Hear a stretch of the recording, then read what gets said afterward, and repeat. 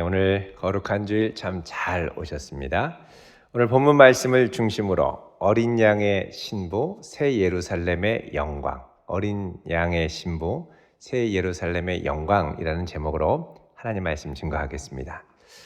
벽제에 있는 납골 땅에 가면 거기는 고인을 떠나보내는 유족들이 쓸 수 있도록 고인에게 쓰는 편지라는 노트가 비치되어 있습니다.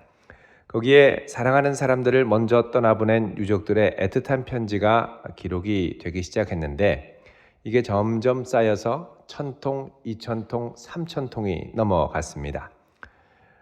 납골당 시설관리공단은 거기에 모인 약 3,500여 통의 편지글을 모아서 그 중에 일부를 줄여 눈물의 편지라는 제목으로 책을 출간했습니다. 거기에 보면 사랑하는 사람들을 향한 구구절절한 마음들이 녹아 있습니다. 그 중에 몇 가지를 소개하면 다음과 같습니다. 여보, 당신이 내 곁에 없다는 것을 부인하고 또 부인하면서 당신을 부르다가 어느새 눈물이 고이곤 합니다. 정말 외롭고 힘들 때 당신이 남긴 목소리를 들으며 펑펑 울어보지만 나 아직도 시원하게 울어보지 못했어요. 언젠가는 목 놓아놓고 울고 싶어요. 여보, 나 직장에 나가요. 힘들고 고통스럽지만 잘 참아내고 있어요. 일하다가도 당신이 직장 다닐 때 힘든 것 왜 이해해주지 못했나. 천장을 쳐다보고 눈물을 참곤 해요. 하지만 아무리 힘들어도 열심히 살 테니 걱정 마세요. 또 천국에서 당신 볼 날이 빨리 왔으면 좋겠어요. 아이들만 다 결혼시키면 당신 곁으로 가고 싶네요. 여보, 요즘 들어 동우는 엄마를 더 찾는구려. 엄마가 가장 필요한 시기라서 그런가 보. 선미는 자기 일을 스스로 하는 편인데 혼자 해결하기 어려운 것들은 마음속에 묻어두는 것 같아. 여보, 당신의 존재가 이렇게 큰 줄 미처 몰랐어. 훈아, 정말 미안하다. 너의 생전에 따뜻하게 못해준 것이 못내 가슴에 걸리는구나. 내가 한 말 아버지처럼 안 살겠다던 너의 그 말 영영 지워지지 않는구나. 아빠, 내가 정말로 아빠에게 가장 하고 싶은 말이 뭔 줄 알아? 아빠를 사랑한다는 말이에요. 그래서 더 미안해요. 한 번도 이런 말 하지 못하고 그렇게 보내드려서 너무 미안해요. 아빠, 가끔 집에 와. 한 번만 딱 아빠 품에 안겨보고 싶어. 이렇게 사연들을 읽다 보면 사랑하는 사람이 죽고 나서야 비로소 그가 얼마나 소중한 사람이었는가를 뒤늦게 깨닫는 걸 볼 수 있습니다. 사랑하는 사람이 죽고 나서야 그가 얼마나 소중한 존재인 걸 깨닫고 또 그동안 거의 생각해 보지 못했던 천국에 대한 소망과 눈이 열리게 되는 것을 경험하게 됩니다. 그렇다면 사랑하는 사람이 가 있다고 믿는 천국은 어떤 곳일까요? 여러분, 누구라도 궁금해하지 않겠습니까? 그래서 어떤 분들은 천국에 가보게 해달라고 우리 엄마 아빠 사랑하는 연인들이 가 있는 이 천국을 가보게 해달라고 간절히 기도하는 분들이 있습니다. 전에 아프리카에서 선교를 하고 미국의 큰 교회에서 목회를 한다고 알려진 한 목회자가 하나님께 천국에 가보게 해달라고 간절히 오랫동안 기도했다가 5일 동안 천국을 여행을 하면서 100가지 계시를 받고 돌아왔다고 하면서 그 간증을 적었던 적이 있습니다. 그렇게 해서 우리나라에도 책이 번역돼서 출간돼 나왔는데 그 제목이 내가 본 천국이었습니다. 이게 출간되자마자 한국에서는 엄청나게 큰 반향이 있었습니다. 그의 책이 베스트셀러가 되었고 오랜 시간 동안 서점에서 부동의 베스트셀러였습니다. 또 그가 종종 한국에 내한하여 집회를 할 때가 되면 수많은 군중이 운집을 했습니다. 그런데 나중에 시간이 갈수록 그가 하는 간증이 성경과 너무나도 다르다는 것이 드러나고 심지어는 어느 집회 동안에 이 집회를 통역을 하던 그 당시에 이 방송국의 부사장님이었는데 통역을 하다가 기독교 방송의 부사장님이었는데 그냥 통역을 멈추고 단 아래로 내려온 적도 있었습니다. 그만큼 성경과 맞지 않았기 때문입니다. 그러니까 위험한 간증이었죠. 그런데 얼마 후에 그의 한국인 비서가 충격적인 사실을 폭로했습니다. 그것은 그분은 성경을 평소에는 아예 읽지를 않아서 성경에 먼지가 수북히 쌓였고, 또 그가 큰 교회를 목회한다고 하는데 목회도 하지 않고 심지어는 주일 예배도 드리지 않는 것으로 드러났습니다. 충격이었죠. 미국에서는 이분의 책이 나올 때 그렇게 별로 반응이 없었는데 유달리 우리나라에서는 하여간 신기하다, 어디 갔다 왔다 그러면은 너무나 관심을 갖고 뜨거운 반응을 보이는 게 또 우리나라입니다. 우리나라가 제일 천국 반응이 뜨거웠고, 또 이때 많은 성도들이 혹했던 것입니다. 그 이후로도 천국에 갔다 왔다는 간증들이 여럿 나왔습니다만 그 중에 상당수가 거짓말로 들통난 경우가 많았습니다. 전에는 여러분 냉동실에서 산 여인의 간증이 한동안 또 유행을 한 적이 있었죠. 이 시체실 냉동실에 가 있는 동안 천국을 갔다 온 겁니다. 근데 이분의 간증을 들으면 섬뜩합니다.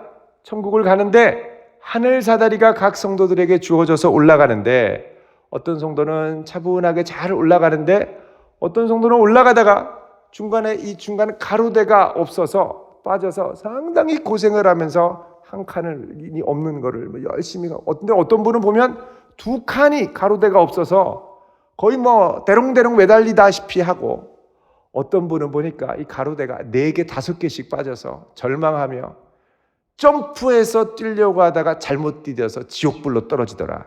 얼마나 섬뜩합니까? 그 천사에게 물어봤습니다. 이 가로대가 무엇입니까?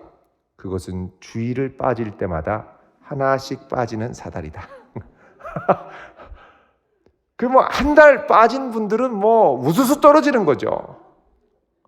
얼마나 다들 시겁하고 놀랐던지. 이분이 간증하고 돌아가면 그 다음부터 주일 출석률이 갑자기 확 올라간다고 합니다. 그런데요, 나중에 이분을 뒤에서 정밀 심층 취재를 해보니 거짓말이었던 게 또 드러났습니다. 그래서 여러분, 우리 주변에 아무리 천국에 왔다 갔다 했다고 하더라도 어머나 세상에 어땠는데 하고 무조건 귀를 열고 받아들일 것이 아니라 그 기준을 명확히 가지고 있을 필요가 있습니다. 그 기준이 되는 천국의 모습이 바로 오늘 본문의 모습입니다. 사실 우리가 바른 천국의 소망의 확신을 갖고 있을수록 우리에게 나타나는 변화가 있는데, 그건 뭐냐면 우리 삶의 중심과 무게와 가치가 이 땅에 다 머무르는 게 아니라 점점 하늘을 향해 올라간다는 사실입니다. 그래서 삼층천을 경험했던 사도 바울도 내가 이 두 사이에 끼었는데 차라리 나는 이곳을 떠나 주님께 가고 싶다라고 고백을 한 적이 있었고, 또 오늘 본문에 새하늘과 새 땅에 아주 장엄한 영광스럽고 황홀한 장면을 기록한 사도 요한도 요한일서 2장 15절에서 17절을 보면 이 땅에서 어떤 중심을 갖고 살아야 할지를 명확하게 밝힌 적이 있습니다. 그럼 어떤 중심을 가져야 될까요? 우리 한번 보겠습니다. 요한일서 2장 15절에서 17절 우리 같이 읽어보도록 하겠습니다. 388쪽입니다. 시작. 이 세상이나 세상에 있는 것들을 사랑하지 말라.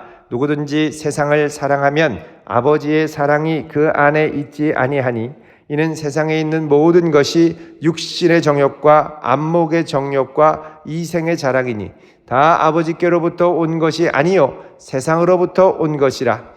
이 세상도 그 정욕도 지나가되 오직 하나님의 뜻을 행하는 자는 영원히 거하느니라. 아멘. 자, 이 말씀에 따르면 이 세상에 있는 것들을 사랑하지 말라고 말씀하죠. 그러면서 우리 삶에 이 세상에 있는 것들이 다 지나가지만 오직 하늘에 있는 아버지의 뜻을 행하는 자가 영원히 거한다. 그래서 우리의 삶의 중심을 하늘로 옮길 것을 말씀하고 있습니다. 자, 그렇다면 저 천국은 과연 어떤 모습일까요? 자, 오늘 본문 말씀 9절은 이렇게 시작을 합니다. 같이 읽습니다. 시작. 7 대접을 가지고 마지막 7 재앙을 담은 7 천사 중 하나가 나와서 내게 말하여 이르되 이리 오라, 내가 신부 곧 어린 양의 아내를 내게 보이리라 하고. 아멘. 자, 여기 보면 이 땅의 마지막 7째 대접 재앙을 쏟았던 천사 하나가 와서 얘기를 합니다. 이리 오라, 내가 신부 곧 어린 양의 아내를 내게 보이리라. 여러분, 여기서 천사가 천국, 새하늘과 새 땅을 소개할 때 천국은 좋은 것이야, 멋진 곳이야 이렇게 소개하는 게 아니라 비유적인 표현으로 뭐라 그러냐, 이 천국은 신부 곧 어린 양의 아내야 이렇게 소개를 합니다. 왜 신부일까요? 여러분, 이것은 우리가 장차 맛볼 천국 곧 새하늘과 새 땅이 어떤 성격을 갖고 있는지 그 본질을, 가장 중요한 본질을 말씀하고 있는 것입니다. 천국은 성도가 예수님을 신랑으로 맞이하는 곳입니다. 이게 가장 중요한 본질입니다. 천국됨의 본질. 여러분, 고대 근동의 세계관에 따르면 신들은 항상, 고대 근동의 신들은 거의 다가 예외 없이 아내 신들을 데리고 다녔습니다. 바알이 있으면 아세라가 있었죠. 항상 신이 있었습니다. 그래서 남편 신은 아내 신을 데리고 있었고, 이 둘이 항상, 물론 가끔씩 토닥토닥 싸우기도 했지만 신들끼리도 항상 함께 했습니다. 만약 그런 논리라면 여호와 하나님도 어머니 하나님, 아내 하나님이 있어야죠. 그런데 구약 성경에서 하나님은 아내가 없습니다. 유일하신 하나님으로 등장을 합니다. 그럼 유일하신 하나님은 그 당시의 고대 신관에 따르면 누구를 아내로 삼을까요? 놀라운 것은 아내 신을 두는 것이 아니라 바로 그가 창조한 백성을 언약 백성 삼아 신부로, 아내로 삼는다는 사실입니다. 그것을 잘 보여주는 것이 바로 하나님의 이름입니다. 여호와라는 이름은 전에도 계셨고 지금도 계시고 장차 계실 전능하신 하나님이란 뜻이죠. 그래서 요한계시록 1장 8절에 보면 하나님은 자신을 나는 알파와 오메가요, 이제도 있고 전에도 있었고 장차 올 자라고 말씀을 합니다. 자, 이것은 여호와의 이름을 풀어서 설명한 건데 그 핵심은 뭐냐? 영원토록 끝까지 그의 언약 백성과 함께하는 하나님, 이게 바로 여호와라는 이름이 갖고 있는 핵심적인 의미입니다. 자, 이것을 이제 영어로 God with us 이렇게 얘기를 하죠. 하나님이 우리와 함께 계시다. 바로 임마누엘 하나님이라고 합니다. 그런데 이 임마누엘 하나님의 이름이 바로 성자 예수님에게 주어졌습니다. 자, 마태복음 1장 23절을 보겠습니다. 요한계시록 22장은 맨 끝인데 또 신약성경의 맨 처음을 보면 마태복음 1장이 나오죠. 23절 이렇게 말씀을 합니다. 같이 읽습니다. 보라, 처녀가 잉태하여 아들을 낳을 것이요 그의 이름은 임마누엘이라 하리라 하셨으니 이를 번역한즉 하나님이 우리와 함께 계시다 함이라. 아멘. 자, 하나님이 우리와 함께 계시다. 바로 하나님의 신부다 이런 뜻입니다. 그래서 천국의 영광은 신부의 영광입니다. 오늘 말씀 다시 오셔서 10절에서 11절을 보면 이렇게 말씀을 합니다. 성령으로 나를 데리고 크고 높은 산으로 올라가 하나님께로부터 하늘에서 내려오는 거룩한 성 예루살렘을 보이니, 이게 이제 천국이죠. 거룩한 성 예루살렘. 자, 여기에는 하나님의 영광이 있어 그 성의 빛이 지극히 귀한 보석 같고 벽옥과 수정같이 맑더라 말씀합니다. 자, 이 하나님의 영광, 이 하나님의 영광은 무슨 영광이냐? 신부의 영광인데요. 그래서 이 예루살렘을 가리켜 요한계시록 21장 2절을 보면 이렇게 말씀합니다. 거룩한 성 예루살렘이 하나님께로부터 하늘에서 내려오니 그 준비한 것이 신부가 남편을 위하여 단장한 것 같더라. 남편을 위해 단장한 신부의 모습이 바로 예루살렘의 영광이라는 겁니다. 이 거룩한 영광, 신부의 영광의 빛이 뭐냐? 오늘 본문에 보면 벽옥빛과 수정빛으로 나타납니다. 수정빛은 맑고 투명한 빛이고 벽옥빛은 이제 영어 성경으로 하면 제스퍼입니다. 제스퍼. 제스퍼는 붉은 빛 보석이죠. 가끔씩은 터키석으로 푸른 빛이라고도 합니다만 일반적으로는 제스퍼 하면 붉은색 빛입니다. 자, 이것은 천국에서 신부를 찬란하게 빛나게 하는 하나님의 영광에 비친 동시에 어린 양의 신부가 되는 신부의 영광에 비치기도 합니다. 자, 이런 거 보면 하나님은 천국에서 성도를 존귀한 존재로 삼으시는 걸 볼 수 있습니다. 예루살렘, 성도가 장차 머물 그 성에는 하나님의 영광이 머무르고 있고 그의 백성을 존귀한 보석과 같은 존재로 여기시는 걸 볼 수가 있습니다. 우리는 하나님의 존귀한 신부입니다. 아멘이시죠? 옆에 있는 분에게 이렇게 얘기해 볼까요? 당신은 존귀한 어린 양의 신부입니다. 시작. 예, 존귀한 어린 양의 신부. 자, 이 거룩한 성 예루살렘이 이 땅에 내려오는데 거길 보면 이제 그 다음 절 보면 성 사방에는 3개의 문이 있어서 입구가 있고 각 문들에는 이스라엘 12지파의 이름이 있습니다. 자, 여기서 이스라엘 12지파는 요한계시록 7장에도 나오는 것처럼 새 이스라엘 12지파를 말합니다. 구원받은 하나님의 백성. 또 성곽의 기초를 보면 12기초석이 놓여 있죠. 14절 같이 읽습니다. 시작. 그 성의 성곽에는 12기초석이 있고 그 위에는 어린 양의 12사도의 12이름이 있더라. 아멘.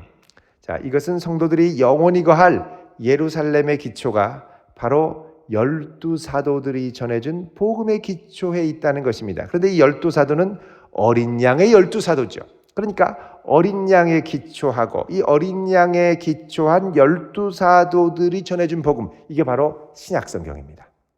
신약성경은 예수님이 직접 쓰신 복음서가 아니라 그 제자들이 있었죠. 그래서 교회는 어린 양을 모퉁이돌로 그의 사도들이 전해준 가르침을 기초돌로 해서 쌓아 올린 것이 교회라는 것이죠. 자, 우리 에베소서 2장 20절을 보겠습니다. 같이 읽겠습니다. 너희는 사도들과 선지자들의 터 위에 세우심을 입은 자라. 그리스도 예수께서 친히 모퉁이돌이 되셨느니라. 아멘. 자, 여기 보면 교회, 너희는 사도들과 선지자의 터 위에 세웠다. 그 기초는 뭐냐? 사도들과 선지자들, 사도들을 말하는 겁니다. 그리고 그 가운데 예수님께서는 뭐가 되셨다고 그럽니까? 모퉁이돌, 주춧돌입니다. 예수님은 주춧돌, 그 주변에 12제자들은 기초석, 이렇게 되는 것이죠. 그래서 천국에 가니까 이 천국의 성곽에 14절에 다시 보시면 12기초석이 있고 그 위에 어린 양의 12사도의 12이름들이 기록이 되어 있다라고 말씀합니다. 자, 이런 기초 위에 세워진 거룩한 성 예루살렘을 이제 한 천사가 나와서 그 크기를 측량합니다. 성전을 측량한다라는 건 우리가 요한계시록 11장에서 이제 두 증인이 이제 복음을 증거하기 전에 성전을 측량했던 것과 같이 이 하나님의 보호, 또 자기 백성에 대한 소유권, 임재를 보장하는 것이 그 크기를 측량하는 행위입니다. 자, 16절, 17절 보시면 그 측량하는 모습을 이렇게 설명을 합니다. 그 성은 네모가 반듯하여 길이와 너비가 같은지라. 그 갈대자로 그 성을 측량하니 12,000스타디온이요 길이와 너비와 높이가 같더라. 그 성곽을 측량하매 144규빗이니 사람의 측량 곧 천사의 측량이라. 아멘. 자, 천사가 크기를 재보니까 가로가 12,000, 세로가 12,000, 그리고 높이도 12,000스타디온이라고 말씀합니다. 자, 그럼 한 스타디온은 얼마만큼의 길이일까요? 한 스타디온은 여러분 그 요한계시록 14장 20절의 나눠주를 보면 14장 20절의 나눠주를 보면 여기서는 이제 진노의 심판의 피가 1600 스타디온에 퍼졌더라. 14장 20절에 나와 있는데 여기 한 스타디온이 192m라고 되어 있습니다. 그래서 1600 스타디온 하면은 이게 이제 그 당시의 길이로 하면 이제 그 이스라엘 전역을 커버하는 그 정도의 길이를 말합니다. 그런데 이제 요 이스라엘 전역 1600 스타디온 국경의 전체 길이 정도를 이제 포괄한다고 하면 여기 이제 본문에서 이제 12,000 스타디온에 이제 12,000 곱하기 192m를 해야 되니까 요거를 계산하면 2,304km 정도가 됩니다. 2,304km. 우리나라 남북 길이가 1,000km 정도라고 하면 훨씬 더 크죠. 2배, 3배. 그런데 이게 이제 다 성전으로 되어 있다는 겁니다. 이게 상상이 가지 않습니다. 과연 가능할까? 이제 아까 14장 20절에 1600 스타디온이 이스라엘 국경 전체에 퍼지는 그 크기라고 했다면 12,000 스타디온은 로마 제국 전체의 당시 로마 제국이 통치했던 전체의 이 길이가 한 2,200-300km 정도가 되는데 요바에서 유브라데까지 어마어마한 크기입니다. 가로 세로 그리고 높이까지. 근데 이제 우리가 이거를 보면 이게 과연 현실적으로 측량이 가능할까라는 생각이 들죠. 근데 우리가 주의해야 될 것이 뭐냐면 17절에 이 측량은 사람의 측량 곧 천사의 측량이라고 말씀합니다. 사람의 측량 곧 천사의 측량. 그러니까 천사가 사람이 측량하는 기준을 사용해서 측량했는데 그게 사람의 수치를 말하는 게 아니라 천상적인 의미를 갖고 있는 측량한 수치라는 것입니다. 그러니까 이걸 이제 천상의 상징적 의미로 보게 되면 이거는 12,000 스타디온은 12 곱하기 1000 스타디온입니다. 12는 하나님의 백성인 12를 의미하고 1000은 많음을 의미하는 1000을 곱한 것이죠. 자, 이런 정도의 성이라면 각 나라와 족속과 방언과 백성 가운데 나오는 수많은 민족들을 성도들을 수용하기에 충분히 크다라는 의미를 갖는 것을 우리가 이해할 수가 있습니다. 이 거대한 성의 크기 12,000 스타디온은 하나님의 영광의 아름다움을 발산하는 이 경계선 역할을 합니다. 주목할 것은 이 성이 갖고 있는 독특한 모양새입니다. 여러분 가로가 12,000, 세로가 12,000, 그리고 높이도 12,000. 자, 가로 세로 높이가 똑같은 육면체를 정육면체라고 그러죠. 정육면체. 자, 이런 정육면체의 공간은 성경에 보면 구약 성경에 하나님께서 이스라엘 백성들에게 허락하셨을 때가 있습니다. 언제냐 하면 성막을 주셨을 때입니다. 성막은 가로 20규빗, 한 규빗이 45cm 정도가 되니까 가로가 이제 20규빗이니까 9m, 세로가 9m, 높이가 9m가 되는 정육면체의 공간을 하나님이 성막에서 무엇으로 주셨냐면 지성소로 주셨습니다. 성소와 지성소. 지성소는 정육면체, 가로 세로 높이가 똑같죠. 그리고 이 안에는 뭐가 있었느냐 하면 하나님의 언약궤가 있었고 대제사장이 1년에 한 번 짐승의 피를 갖고 들어가서 용서함을 받으며 하나님의 임재가 오는 가장 거룩한 곳이었습니다. 그런데 장차 임할 거룩한 성새 예루살렘은 전체가 하나님의 지성소로 충만하게 꽉 차서 그곳에서 하나님의 영광을 친히 뵙는 놀라운 장소로 확장되고 변화되는 걸 우리가 볼 수가 있습니다. 자, 이 지성소의 확장은 우리 21장 3절에 보면 끝에 하나님께서 친히 그들과 함께 계신다 그러죠. 새하늘과 새 땅에서는 거룩한 성 새 예루살렘이 내려오면 그의 백성과 친히 함께 계신다. 이게 어떻게 함께 계신가라고 생각을 하는데 알고 보니 이 땅에 거룩한 지성소가 임하여 이곳이 가장 거룩하고 아름답고 충만한 하늘의 영광이 있는 그런 곳이 될 것이라고 말씀하는 것입니다. 게다가 성량을 측량하니까 여기 17절에 보면 그 크기가 144규빗이다 이렇게 얘기를 합니다. 여기 가로인지 세로인지가 명확하지 않습니다. 근데 144규빗은 45cm를 144를 곱하면 약 65m 정도가 됩니다. 64.8m 정확하게 하면. 근데 이 65m가 높이인지 넓이인지를 잘 모르지만 이게 이제 그래서 천사가 뭐라 그러냐면 이것은 높이 가로로 생각할 게 아니라 천사의 측량으로 이해를 해야 된다. 그러니까 상징적인 의미라는 겁니다. 12를 곱해야 144규빗인데 12는 하나님의 백성, 또 다른 하나님의 백성, 이 둘을 곱해서 충만한 하나님의 백성을 포괄할 수 있는, 담을 수 있는 성곽, 튼튼한 성곽을 상징합니다. 자, 이어지는 18절에서 21절은 이 성곽과 성의 재료들을 상세하게 기술을 합니다. 18절은 성곽은 벽옥으로 쌓였고 또 성은 정금으로 되어 있다. 그리고 맑은 유리와 같이 빛난다고 합니다. 여러분, 정육면체의 성이 금으로 덮이면 이거는 지성소의 모습입니다. 지성소의 안에 널판도 다 금으로 칠하거든요. 덮여 있거든요. 그러니까 거룩한 지성소가 되어서 그곳에서 하나님을 예배하는데, 자, 그 지성소가 되는 예루살렘 성의 성곽의 기초석이 19절부터 21절까지 나오죠. 20절까지.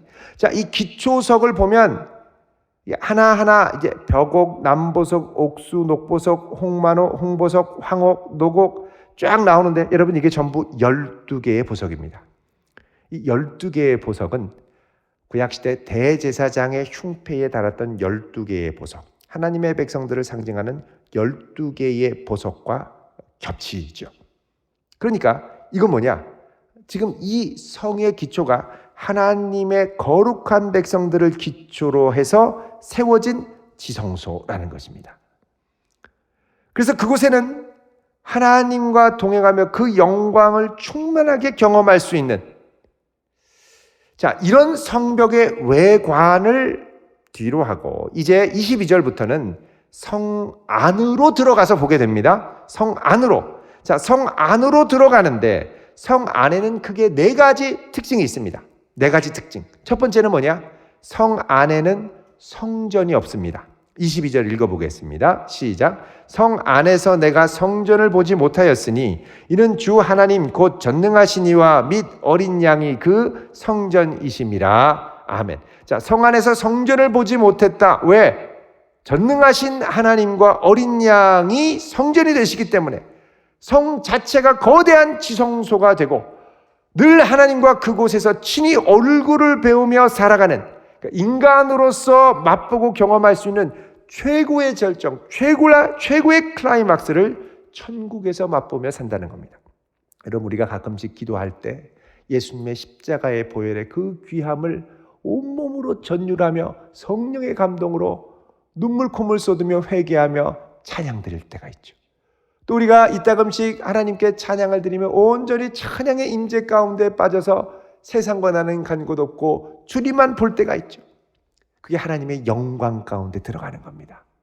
근데 장차의 말 거룩한 성 예루살렘에는 그 영광을 간헐적인 게 아니라 이제는 얼굴과 얼굴을 맞대며 날마다 그분의 충만한 영광 가운데 사는, 사람이 더 이상 맛볼 수 없는 최고의 복 가운데 들어가게 된다라고 말씀을 합니다. 우리 인생의 최고의 클라이막스 전성기는 아직 오지 않았습니다. 그것은 거룩한 성 예루살렘에서 본격적으로 펼쳐지게 될 줄 믿으시기 바랍니다. 자, 이 클라이막스를 에스겔서 48장 35절에 보면 이런 성읍을 뭐라고 그러냐? 여호와 샴마라고 합니다. 여호와 샴마, 뜻이 여호와께서 거기 계시다라는 뜻이죠. 이 궁극적인 하나님의 창조 목적, 그의 백성과 영원토록 함께 사는 그 목적이 마침내 이 땅이 새 하늘 새 땅으로 바뀌고 거룩한 성 예루살렘이 내려오면서 온 세상이 거대한 지성소로 변해서 하나님의 언약이 마침내 성취되는 것입니다. 이 거룩한 성 예루살렘은 하나님이 태초에 아담과 하와에게 주시려고 했던 풍성한 영광을 뛰어넘는 어마어마한 영광의 성읍이 되는 것이죠. 자, 두 번째로 이 성 안의 모습 특징은 뭐냐? 성 안에는 해와 달의 비침이 필요가 없게 됩니다. 23절 읽습니다. 시작. 그 성은 해나 달의 비침이 쓸데없으니 이는 하나님의 영광이 비치고 어린 양이 그 등불이 되심이라. 아멘. 자, 하나님의 영광이 해와 같이 비치고 그 어린 양이 등불이 되으니까 해와 달의 영광을 압도하여 비춥니다. 그러니까 더 이상 해와 달이 필요 없게 됩니다. 자, 이런 장면을 종말을 묘사하는 이사야 60장 19절에서 장차 임할 새하늘과 새 땅에 대해 다음과 같이 또 말씀을 합니다. 자, 이사야 60장 19절 우리 잠깐 보겠습니다. 구약성경 같이 읽겠습니다. 시작. 다시는 낮에 해가 내 빛이 되지 아니하며 달도 내게 빛을 비추지 않을 것이요 오직 여호와가 내게 영원한 빛이 되며 내 하나님이 내 영광이 되리니. 아멘. 놀라운 비전이죠. 세 번째로 거룩한 성 예루살렘은 성문을 닫을 필요가 없습니다. 25절 보시면 낮에 성문들을 도무지 닫지 아니하리니 그 이유는 거기에 밤이 없기 때문이다 말씀하죠. 자, 고대의 성들은 밤이 되면 문을 닫습니다.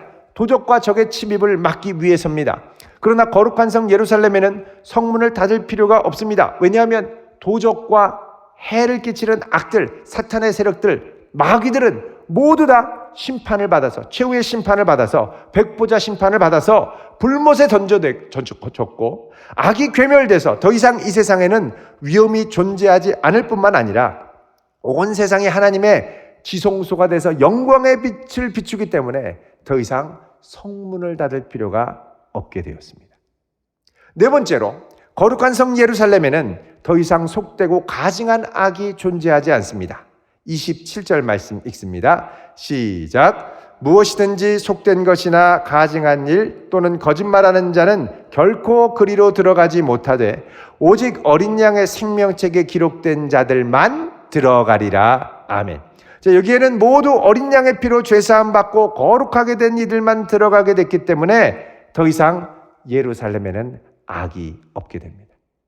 감사한 일은 우리가 장차가게 될 천국 거룩한 성 새 예루살렘이 하늘에서 이제 이 땅, 새 땅으로 내려온다는 사실입니다.